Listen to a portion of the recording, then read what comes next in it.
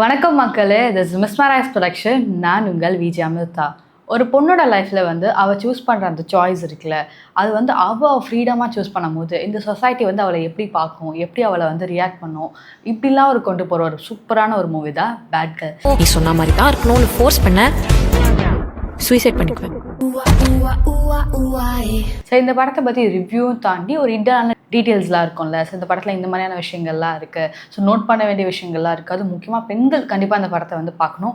நீங்கள் கேட்கலாம், டைட்டிலே பேட் கேர்ளாக இருக்கே அப்படின்னு கேட்கலாம். எஸ், கண்டிப்பாக இந்த படத்தில் பேட் கேர்ள் பேர் வச்சதுக்கு அர்த்தமே இந்த சொசைட்டி அந்த பொண்ணோட சாய்ஸ் எப்படி ஃப்ரீடமாக அவங்க யூஸ் பண்ணுறாங்களோ, இந்த சொசைட்டி எப்படி பார்க்குதோ, சொசைட்டி வைக்கிற நேம் தான் பேட் கேர்ள். ஸோ வாங்க வீடியோக்குள்ளே போகலாம். இந்த திரைப்படம் கண்டிப்பாக எல்லாருக்கும் பிடிக்குமா கேட்டால் டவுட்டு தான். ஆனால் கண்டிப்பாக எல்லார் மனசுலையுமே யோசிக்க வைக்கும் தான் சொல்ல முடியும். ரம்யா என்ற ஒரு பொண்ணு ஸ்கூல் டேஸ்லேருந்து படிச்சுட்டு இருக்காங்க. ஸோ அவங்க எப்படின்னா அந்த அளவுக்கு நல்லா படிக்க மாட்டாங்க. ஆனால் அவங்களுக்கு படிப்பையும் தாண்டி அந்த ஒரு ஸ்கூல் ஏஜ் இருக்கும்ல, அந்த ஏஜில் இன்னொரு பையன் மேலே க்ரஷ் ஆர் லவ் மாதிரி ஒரு விஷயம் வருது. ஸோ அதை அவங்க ஃபீல் பண்ண ஸ்டார்ட் பண்ணுறாங்க. ஸோ அந்த ஏஜில் எல்லாருக்குமே வர ஒரு காமனான விஷயம். ஸோ ஒரு பொண்ணோட பாயிண்ட் ஆஃப் வியூலேருந்து இந்த படம் முழுக்க கொண்டு போயிருப்பாங்க. ஸோ இந்த படத்தில் ஸ்டார்டிங்கே சொல்லிடுறேன், பெருசாக ஃபைட் சீன்ஸ் இருக்காது, நிறைய கமர்ஷியல் சாங்ஸ் இருக்காது. ஸோ நம்ம எதிர்பார்க்குற மாதிரி ஒரு கமர்ஷியல் மூவியில் என்னென்னலாம் இருக்கும் அப்படிலாம் இருக்கவே இருக்காது. ஸோ இந்த படம் ஃபுல்லாக ரொம்ப அமைதியாக ஒரு மாதிரி பீஸ்ஃபுல்லாக கொண்டு போயிருப்பாங்க. தென் ரம்யான்ற கேரக்டர் எப்படிலாம் இருக்குது. ஸோ ரம்யான்ற கேரக்டரை தாண்டி ஒரு கேர்ள்ஸ் ஹாஸ்டலுக்குள்ளே எப்படிலாம் இருக்கும், ஸோ ஸ்கூல் டேஸில் கேர்ள்ஸ் எப்படி இருப்பாங்க, காலேஜில் எப்படி இருப்பாங்க, ஒர்க் போகிற இடத்துல எப்படி இருப்பாங்க, ஸோ அது எல்லாமே இந்த படத்தில் இப்படி தான் காமிச்சிருப்பாங்க. ஸோ ஃபஸ்ட் பாயிண்ட் என்னென்னா பார்த்தீங்கன்னா ஸ்கூல் டேஸில் ரம்யா அவங்க படிச்சுட்டு இருக்கும்போது அவங்களுக்கு ஒரு பையன் மேலே க்ரஷ் வருது. எப்படிலாம் அவங்க பேச ட்ரை பண்ணுறாங்க. ஸோ அவங்க ஒழுங்காக படிக்க மாட்டாங்க. ஸோ அவங்க மேமே சொல்லுவாங்க, ஒரு walk like a boy, talk like a boy, ஃபைல் லைக் அ பாய் அப்படின்னு சொல்லிடுவாங்க. ஸோ அந்த பொண்ணு ஒரு பையன் மாதிரியே ட்ரீட் பண்ண ஆரம்பிச்சிருவாங்க. ஸோ அவளுக்கே ஒரு மாதிரி ஐயோ நான் படிக்க மாட்டேறணும் அப்படி இருக்கும். ரம்யாவோட அம்மா ஸ்கூல் டீச்சர், ஓகேங்களா. அது மட்டும் இல்லாமல் ரம்யாவோட ஃபேமிலி ஒரு பிராமன், அதாவது ஒரு ஆர்த்தடிக் ஃபேமிலி கூட சொல்லலாம். ஃபேமிலியிலேருந்து இருக்காங்க ஒரு பொண்ணு. ஸோ அவங்க எப்படிலாம் அவங்களோட அந்த ரூல்ஸ்லாம் இருக்கும்ல, ஒரு கல்ச்சருக்கு ஒரு ரூல்ஸ் இருக்கும். ஸோ ஃபார் எக்ஸாம்பிளுக்கு ஒரு சீன் ஒன்று இருக்கும். அவள் லைக் அந்த பீரியட்ஸ் டைமில் அவள் என்னமோ சாமிக்கிட்ட என்னமோ எடுக்க போவோம். அவங்க பாட்டி தீட்டு சம்திங் தொடாத, சாமிக்கு வச்சுட்டு அதெல்லாம் எதுவும் பண்ணாதன்னு அவன் என்ன பண்ணுவான், நீ தான் தீட்டு அப்படி சொல்லிட்டு அப்படி போயிடும். அது ஒரு மாதிரி சின்ன விஷயம் தான். அவங்க பாட்டியை சொல்லிட்டு போகிறா, நீ தொட்டு நீ சமைச்சா அப்போ நீயும் அப்படி தானே அப்படின்னு சொல்லிட்டு போகும்போது நமக்கு ஒரு மாதிரி சிரிப்பாக இருக்கும். தாண்டி இது ரொம்ப ஒரு யோசிக்க வேண்டிய ஒரு விஷயம். இன்னமும் இந்த காலத்தில் இப்படிலாம் பெண்களை ஒதுக்கி வைக்கிறாங்களோ, அது முக்கியமாக இந்த கல்ச்சர் இல்லை, பொதுவாக எல்லா இடத்துலையுமே. ஸோ அப்படியும் கொண்டு போயிருப்பாங்க அந்த கதையை ஸோ நெக்ஸ்ட் டைம் பார்த்தீங்கன்னா அவங்க அந்த பையனுக்கு மெசேஜ் பண்ண ஸ்டார்ட் பண்ணுறாங்க. ஸோ அந்த காலத்தில் லைக் இந்த ஸ்டூடெண்ட்ஸ் கையில் ஃபோன் இருக்குது, அந்த பட்டன்ஸ் ஃபோன்ஸ் அந்த மாதிரியான ஃபோன்ஸ் தான். ஸோ அவங்க அந்த லேப்டாப்பில் மெசேஜ் பண்ணுறாங்க. ஸோ அவங்க மெசேஜ் பண்ணிருக்கும் போது அவங்க சைட்லேருந்து ரிப்ளை வருது. ரெண்டு பேருக்குள்ள ஒரு நல்ல ஒரு கெமிஸ்ட்ரியோ ஒர்க் அவுட் ஆகுது. ஸோ லவ்வோ பண்ணிட்டு இருக்காங்க. ஸோ அப்படியே அவங்க போயிட்டு இருக்கும்போது ஒரு ட்ரிப் போகிறாங்க. ஸோ அந்த ட்ரிப்லையுமே போயிட்டு ரொமான்ஸ் பண்ணிட்டு இருக்கும்போது அவங்களோட அந்த பேரண்ட்ஸ் கிட்ட இன்ஃபார்ம் பண்ணிடுறாங்க. ஏன்னா அவங்க பொண்ணு ஒரு டூர் போன இடத்துல இந்த மாதிரிலாம் பண்ணிட்டு இருக்காங்க. ஸோ அப்படின்றதுனால அவங்க வீட்டில் இன்னும் பயங்கரமாக ஸ்ட்ரிக்ட் ஆக ஸ்டார்ட் பண்ணுறாங்க. ஸோ நம்ம இதுக்கப்புறம் நீங்கள் இந்த மாதிரிலாம் பண்ணக்கூடாது சொல்லிட்டு அவங்க வீட்டில் வேற ஸ்கூலுக்கு சேர்த்து விட்டுறாங்க. ஸோ அந்த பையனை வேற ஸ்கூலில் சேர்த்து விட்டுறாங்க. ஸோ ரெண்டு பேரும் பிரிஞ்சு போகிறதுனால நமக்கு யோசிக்கலாம், ஸோ என்னடா ஃபர்ஸ்ட் லவ்வே அவங்களுக்கு இப்படி ஆயிடுச்சு. ஸோ அந்த பொண்ணு என்ன பண்ணுவா, ஒரு மாதிரி அவளுக்குள்ளே ஒரு வெறுப்பு மாதிரி வந்துருது. ஸோ அவங்க அம்மா நியூ ஸ்கூலுக்கு போகிற 12th ஸ்டாண்டர்ட், இதுக்கப்புறம் நல்லா படிக்கும், நல்லா ஸ்கோர் பண்ணணும் அப்படின்னு சொல்லும் போது அவள் ஒரு டைலாக் சொல்லுவான், எனக்கு பிடிச்சது நீ ஒன்றுமே பண்ண விட மாட்டேறடி, இதுக்கப்புறம் நான் காலேஜ் போகிறதுக்கப்புறம் நான் இஷ்டப்படி இருப்பேன், நான் அந்த வீட்டை விட்டு மொத்தமாக போகிறேன், அப்படி ஏதாவது பண்ணேன் நான் சூசைட் பண்ணிப்பேன் அப்படின்னு அவங்க அம்மா ஒரு மிரட்டிட்டு. நெக்ஸ்ட் கட் பார்த்தீங்கன்னா அவள் காலேஜ் லைஃப். ஸோ காலேஜ் லைஃப்பில் எப்படிலாம் இருக்கான் பார்த்தீங்கன்னா, எப்பவுமே இந்த படத்தில் ஒரு மெயினான ஒரு நோட் பண்ண வேண்டிய என்னன்னா கேர்ள்ஸ்லாம் ஸ்கூல் டேஸில் இருக்கும்போது ஒரு மாதிரி ரொம்ப டயர்டாக ஃபீல் பண்ணுவீங்க.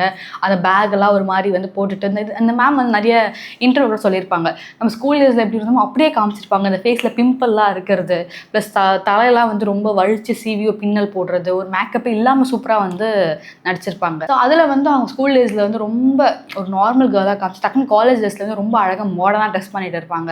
தென் காலேஜ் டேஸ் போயிட்டதுக்கப்புறம் அவங்க அங்கே ஒரு லவ் பண்ணுறாங்க. ஸோ ஸ்கூல் டேஸில் முடிஞ்சதுக்கப்புறம் இன்னொரு பையனை அந்த இடத்துல லவ் பண்ணுறாங்க. ஸோ அதுக்கப்புறம் பார்த்தீங்கன்னா அவங்க குடிப்பாங்க, தம் அடிப்பாங்க. ஸோ இதெல்லாம் அவங்க வீட்டுக்கு தெரியாது. இப்போ சொசைட்டி பாயிண்ட் ஆஃப் வியூலாம் பார்க்கும்போது ஒரு பொண்ணு எப்படி தம் அடிக்கலாம், ஒரு பொண்ணு எப்படி குடிக்கலாம், ஸோ அப்படியே போயிட்டு இருக்கும்போது வந்து அந்த லவ்க்குள்ளேயும் அவங்களுக்கு வந்து ஒரு கிளாஷ் மாதிரி ஆயிடுது. ஸோ சின்ன சண்டை வந்துடுது. இந்த சண்டையால் இவங்க ரொம்ப ஏமாந்து போயிடுறாங்க.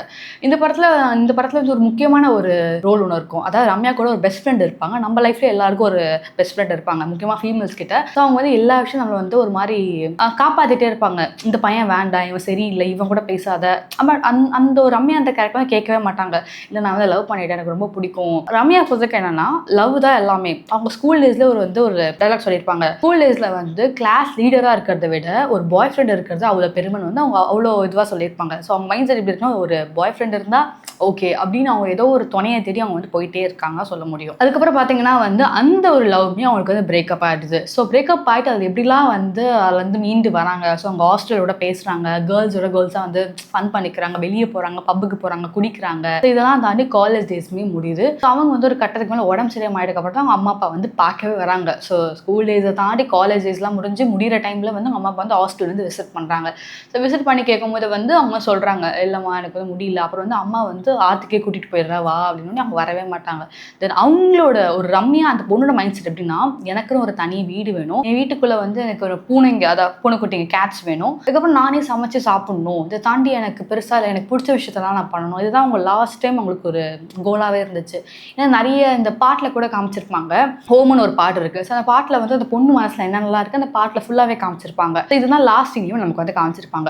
ஸோ இந்த படத்தோட செகண்ட் பார்ட், ஒரு பொண்ணு ஸ்கூல் டேஸ் முடிச்சுட்டா அடுத்த காலேஜ் டேஸ், அவள் அடல்ட் ஏஜ். இதை தாண்டி ஒரு பொண்ணு 25, 26 தாண்டும் போது அவளுக்கு பயங்கரமான மெச்சூரிட்டி வர ஸ்டார்ட் ஆகும். அதன் கல்யாண வயசுமே வர ஸ்டார்ட் ஆகும்.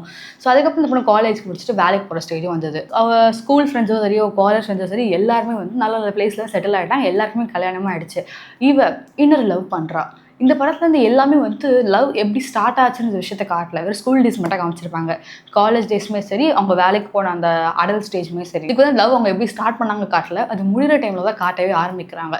ஸோ அந்த இடத்துலையுமே ஒரு லவ் பண்ணுறான். அவளுக்கு அந்த லவ்வுமே செட் ஆக மாட்டேது. அவங்க 2 பேருக்குள்ள மாண்டேஜ் ஷாட்லாம் காட்டுறாங்க. ஸோ என்னை விட்டு நீ வந்து போயிட மாட்டியாடா அப்படின்னு. அவன் நிஜமாக போக மாட்டான். இது எல்லாமே நம்ம நார்மலாக யூஸ் பண்ணுற ஒரு லவ்வர்ஸ்க்கான ஒரு வேர்ட்ஸ் இருக்கும்ல, அது எல்லாமே இந்த படத்தில் வந்து பொய்யா உடச்சிட்டாங்க. இப்படி சொன்னால் அவங்க கூட இருப்பாங்களா அர்த்தம் இல்லை. இது ஒரு சட்டன் ஆஃப் ஸ்டேஜ்க்கு மேலே அவங்க வந்து நம்மளை விட்டு எவ்வளோ பிடிச்சிருந்தாலும் நம்மளை விட்டு அவங்க போக தான் போகிறாங்க அப்படின்ற ஒரு பாயிண்ட் ஆஃப் வியூ செம்மையாக காமிச்சிருப்பாங்க.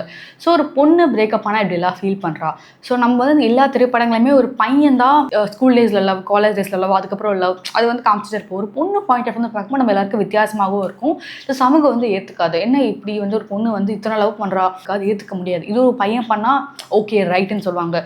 ஸோ இந்த படம் அது எல்லாத்தையுமே உடச்சி ஒரு பொண்ணுக்குமே எல்லா ஃபீலிங்ஸுமே இருக்குது, அவளுமே ஹியூமன் தான், ஸோ அவளுக்குமே எல்லாமே வரும் அப்படின்னு சொல்லி இந்த படத்தில் ரொம்ப அழகாகவே காமிச்சிருப்பாங்க.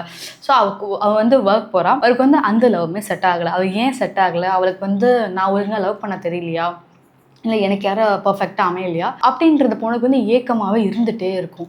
ஸோ நமக்கு யோசிக்கலாம், சார் எதுவுமே செட் ஆகலையான்னு. அப்புறம் பார்த்தா அந்த படத்தில் வந்து ஒரு மெயினான ஒரு ட்விஸ்ட் மாதிரி கொண்டு போகிறாங்க. ஒரு சீன் ஒன்று இருக்கும். அவங்க வந்து இந்த கிராசரி ஸ்டோர் சம்திங் இருக்கும். அந்த ஸ்டோரில் வந்து இவங்க வந்து சில பொருட்கள்லாம் வாங்கிட்டு இருக்கும்போது அவள் ஸ்கூல் டேஸில் பார்த்தா ஒரு எக்ஸை வந்து மீட் பண்ணுறாங்க. ஸோ எதாச்சும் பார்க்கும்போது எடுத்த உடனே வந்து எப்படி கேட்போம், நீங்கள் எப்படி இருக்கீங்க, நல்லா இருக்கீங்களா கேட்போம். என்னடா நீ இப்படி இருக்க, இல்லைடா ஸ்கூலில் பார்த்தா மாதிரியே இருக்கடா. அவனும் வந்து ஆமாம் நீயும் அப்படி தான் இருக்க. அடுத்த ஷார்ட் பார்த்தீங்கன்னா அவங்க 2 பேரும் வந்து தனியாக டிஸ்கஸ் பண்ணுறாங்க.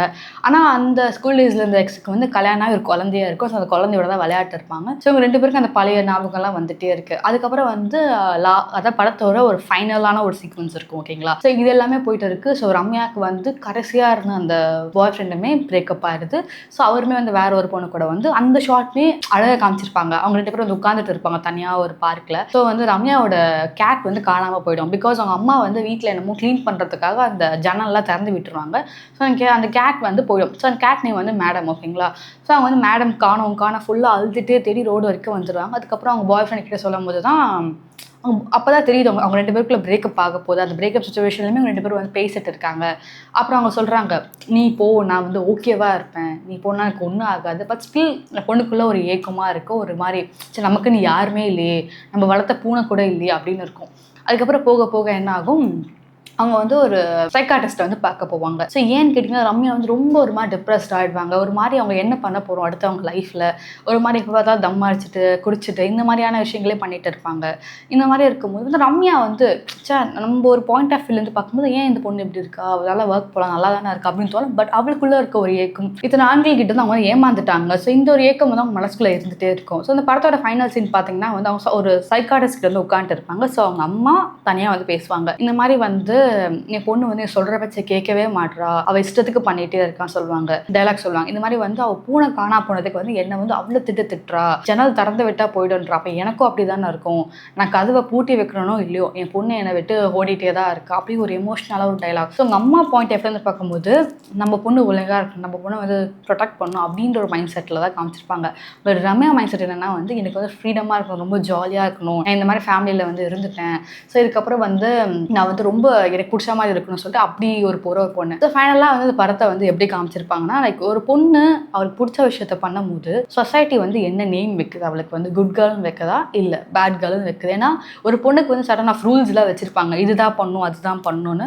பட் அந்த பொண்ணு வந்து அது எல்லாத்தையுமே உடச்சி போட்டுட்டு நான் இஷ்டப்படி தான் இருப்பேன். ஒரு மென்னுக்கு இருக்கிற அதே ஈக்குவல் ஃப்ரீடம் ஏன் இன்னும் வரைக்கும் உமன்ஸுக்கு இல்லை, அது பேருக்கு தான் சொல்கிறீங்க தானே இந்த படத்தில் வந்து செஞ்சே காமிச்சிருப்பாங்க. ஸோ என்னன்னா ஃப்ரீடம்ன்றது வந்து குடிக்கிறது தம் அடிக்கிறது மட்டும் கிடையாது, இந்த படத்தை ஜஸ்ட் காமிச்சிருப்பாங்க. இதையும் தாண்டி எவ்வளோ விஷயங்கள் இருக்குது. ஒரு பொண்ணுக்கு ஒரு நைட்டு 10 மணிக்கு மேலே வெளியே இப்போ சுற்றிட்டு வரணும்னா கூட இப்போ இருக்க பேரண்ட்ஸ் வந்து ஐயோ நோன்னு சொல்லுவாங்க. பிகாஸ் ஆஃப் அந்த ஃபியர்னஸ். அது அம்மா அப்பா சைட்லேருந்து பார்க்கும்போது நமக்கு ரைட்டாக இருக்கும், இவங்க சைட்லேருந்து பார்க்கும்போது அவங்களுக்கு ரைட்டாக இருக்கும். அந்த படத்தில் வந்து 2 பேர் பாயிண்ட் ஆஃப் ரொம்ப வந்து ஒரு மாதிரி அழகாக கொண்டு போயிருப்பாங்க. படத்தை வந்து எப்படி முடிச்சிருப்பாங்கன்னா அந்த பொண்ணு லாஸ்ட்டாக அவள் ஆசைப்பட்ட மாதிரி ஒரு வீட்டுக்கு போகிறா.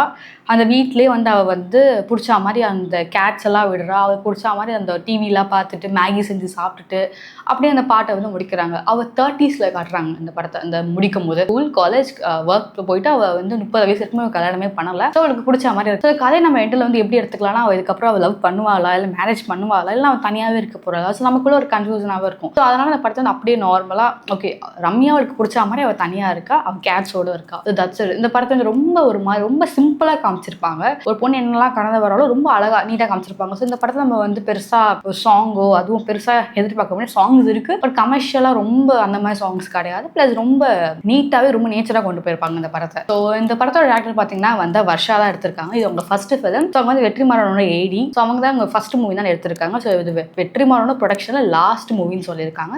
ஸோ இந்த படம் வந்து வந்த ஸ்டார்டிங்கில் நிறைய பேர் வந்து விமர்சனம் பண்ணாங்க, இந்த படத்தை நம்ம வந்து பார்க்கணுமா, இது வேண்டாம், சொசைட்டிக்கு செட் ஆகாத ஒரு படம், இதை பார்த்தா நிறைய பெண்கள் வந்து இப்படிதான் இருக்கணும் அப்படிதான் இருக்கணும் ஏற்றுக்க போகிறாங்க. பட் இந்த படம் முடிச்சு நிறைய பேர் வெளியே வரும்போது இந்த படம் வந்து எனக்குமே ரிலேட் ஆச்சு நிறைய பெண்கள் சொன்னாங்க. ஸோ இந்த படம் வந்து இனிமேல் வந்து ஓடிடியில் இருக்குது. கண்டிப்பாக இந்த படத்தை யாருக்குன்னா பார்க்கணும்னு தோணுச்சா ஸோ மறக்க பாருங்க. ஸோ நன்றி வணக்கம். ஸோ நெக்ஸ்ட் வீடியோவில் சந்திக்கலாம். நான் உங்கள் விஜயாமிர்தா.